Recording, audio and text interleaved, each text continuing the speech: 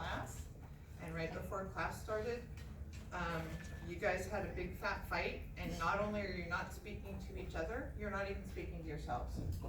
Oh, Jesus. Empty relation. Nobody's related to anybody. That's considered a relation. The argument relation or something like that. So now I'm gonna try to ask us, if we're gonna try to count our way to how many possible relations there can be. So if the set A is finite, so I'll say if the cardinality of A is n, then do we remember the cardinality of a Cartesian product? N squared. N squared, excellent. And in general, no. Oh. In general, the cardinality of a Cartesian product is the product of the two cardinalities. So you were all over that, which is why you said n squared. So the cardinality of this is n squared. So what that's saying is, however many elements are in the set A, the number of possible ordered pairs is n squared. It's that number squared.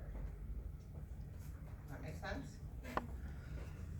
A relation is a subset of this.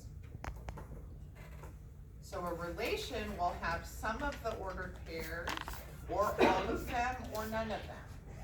So since a relation is a subset of this, I feel like I've been laying a trap for you since the semester started. So now I'm gonna ask you how many subsets, the number of subsets of A cross A. So the set itself has this many things in it. And then what about the subsets of that? N squared plus 1? No, it's much larger. So a relation is a subset, and at some time we talked about, in chapter 2, I think, we talked about the number of possible subsets a set can have. And the set of all possible subsets was called the power set. Mm-hmm. Yes. 2 to the n. 2 to the something. It was 2 to the something. So whatever set, we're computing the number of subsets as it. That was not grammatical. It's 2 to whatever the cardinality of the set was. So the number of possible subsets that this set has is 2 to the power n squared. Holy cow. Go like that. So depending on how big your set is, what if the set A had 5 things in it? A cross A would have 25 things, and the number of possible relations would be 2 to the 25th power. That's in billions, trillions, I don't know, it's huge. There's a lot of possibilities.